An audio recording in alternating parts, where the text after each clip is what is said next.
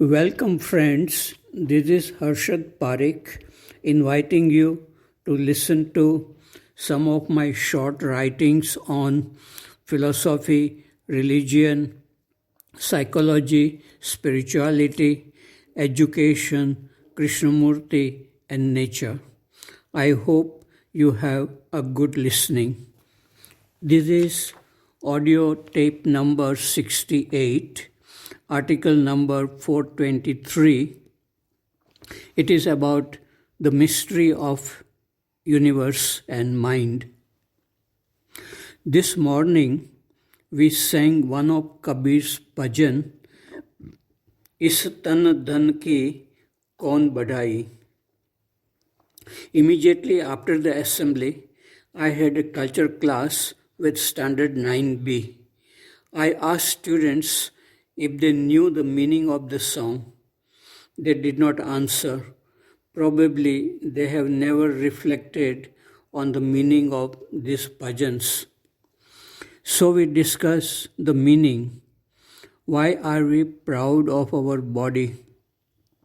Actors and actresses are proud of their bodies, and most people are. Some people worry too much about their body and how they look. But after all, our body grows old, falls prey to diseases, and dies. Apart from the body, we also have a mind which creates many problems like fear, anger, conflicts in relationship, etc. Are we aware of how such problems come? We talked about how to study various subjects and how to study the mind, the importance of being alone, silent, happy, and observing the world within as well as the world outside. We talked about the mystery of the universe and the human mind and listened to a song about this mystery. Article number 424. It is about the most beautiful place. When the new and delicate leaves of mango trees begin to put on reddish-brown colors and the lantana bushes begin to bloom with tiny pink flowers, I have to leave this beautiful place, Rishi Valley, to go to other places. But the most beautiful place is my own heart, where flowers bloom every day, and the real purpose of this life is to keep on watching these flowers or thoughts as they fade. Article number 425. It is about married people and freedom. Is it possible for married people living with their families to be really free? Such a question was asked by Keshav Chandra Sen to Ramakrishna Paramhans. Keshav Chandra Sen was a leader of Brahmo Samaj in Calcutta, and he was a great and well-known speaker. Once, while giving a talk in a temple, he said, "We shall dive into the river of devotion and go straight to the ocean of Satchidananda." Ramakrishna was there in the temple and listening to Keshav. He looked up at the gallery where Keshav's wife and other ladies were sitting. He said to himself, "Then what will become of these ladies?" Later, Ramakrishna said to Keshav, "You see, you are householders. How can you reach the ocean of Satchidanand all at once? You are like a mongoose tied with a brick to the tail. When something frightens it, it runs up the wall and sits in a niche. But How can it stay there any length of time? The brick pulls it down and it falls to the floor with a thud. You may practice a little meditation, but the weight of the wife and children will pull you down. You may dive into the river of devotion, but you must come up again. How can you dive and disappear once for all? Article number 426. It is about life and death. What I saw in the eyes of a dying dog yesterday on the main busy road will be remembered for a long time. It was trying to cross the road, but its legs were locked and immobile. There was too much suffering in those eyes and yet a desire to live. The vehicles continued to move and one rickshaw ran over it. One sadhu dragged it away and poured cold water over it. It was unconscious or dead. At that time, I saw more than 1,000 tiny birds migrating beautifully in the evening sky. Life and death, sorrow and happiness existed together around us. Article number 427. It is about instinct, intellect, and intelligence. Primitive people lived solely by instinct like the animals do. They lived just to eat and to reproduce themselves. Search for food and mates was the only occupation of their lives. Slowly, as their brain became more complex biologically, they began to think. Intellect developed, which began to rule over instinct. Survival and strengthening of the ego became the main occupation of their life. Through intellect, they developed logic, mathematics, science, and technology, which helped them enormously against the hostile forces of nature. But the intellect also produced imagined fear, violence, desire to conquer and rule over others. Modern people live mostly on intellect, which causes conflict in society.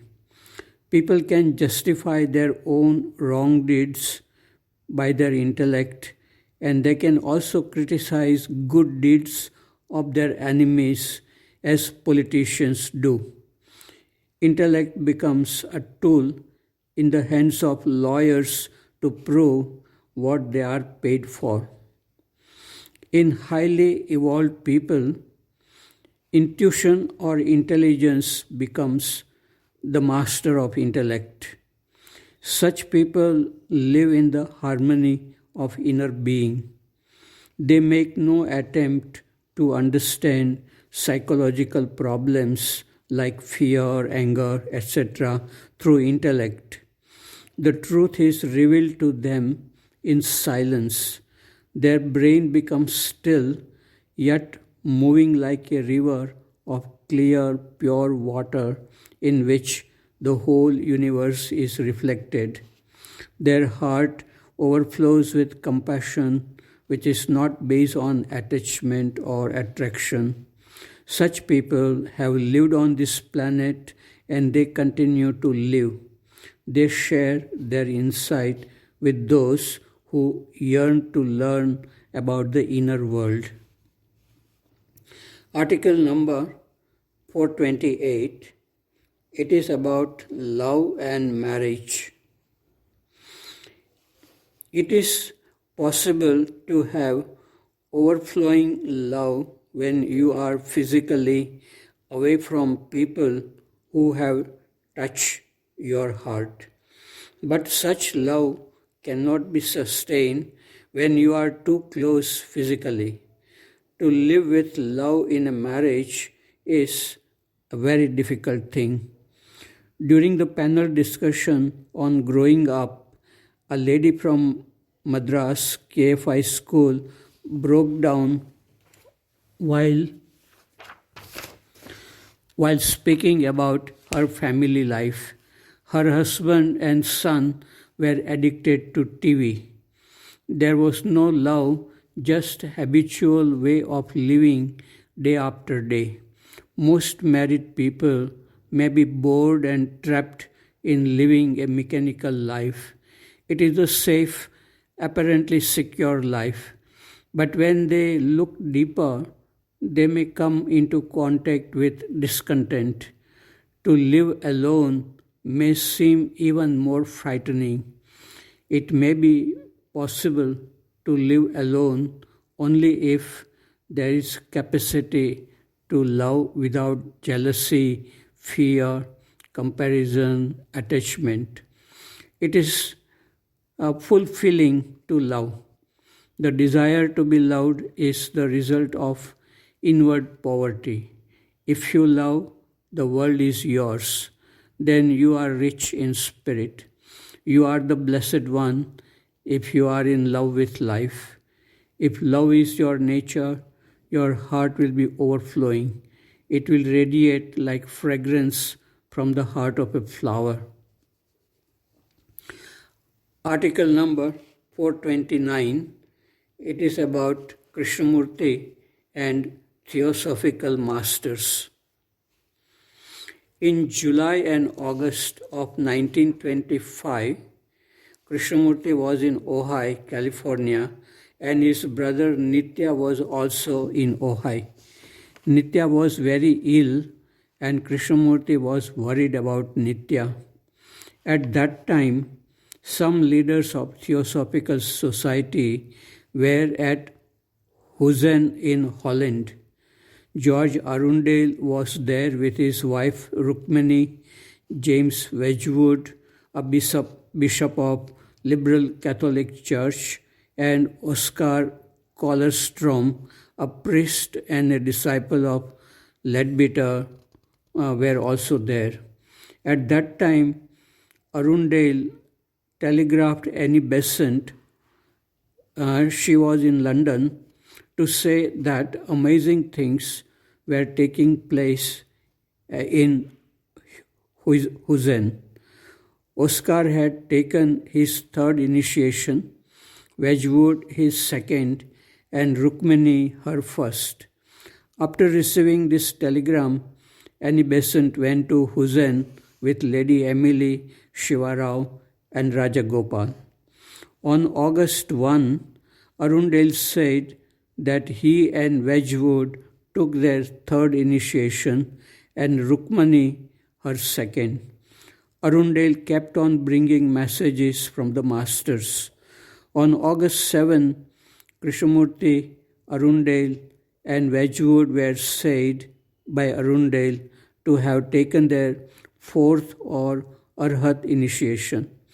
Also, Leadbeater, Raja, and Rukmani had become Arhat according to George Arundel. Then on August 13, Annie Besant, Leadbeater, Krishnamurti, Raja, Arundel, Wedgwood, and Oscar had taken their fifth and final initiation. Neither Krishnamurti nor Leadbeater confirmed this happening on astral plane in Holland. Krishnamurti was in California and Leadbeater in Australia. Annie Besant had lost touch with the masters, and she trusted George Arundel and Wedgwood. For the first time in his life, Krishnamurti started doubting leaders of Theosophical Society after these incidents. And when Nitya died in 1925, Krishnamurti began to doubt even his own belief in the existence of the masters of Theosophical Society. He began to say that masters and gurus were unnecessary and each human being has to find truth for himself or herself. Because of the conflicts with other leaders of Theosophical society and their beliefs, Krishnamurti resigned from the Theosophical society in 1929. He was not interested in power, position, money, disciples connected with the society. Krishnamurti had to go deep within his own mind to discover extraordinary teachings which were reported in his books like Freedom from the Known, commentaries on Living, and Awakening of Intelligence. The extraordinary teachings of Krishnamurti can help only those who have the capacity to dive deep into their own mind and who are able to test their understanding in the activities of daily life.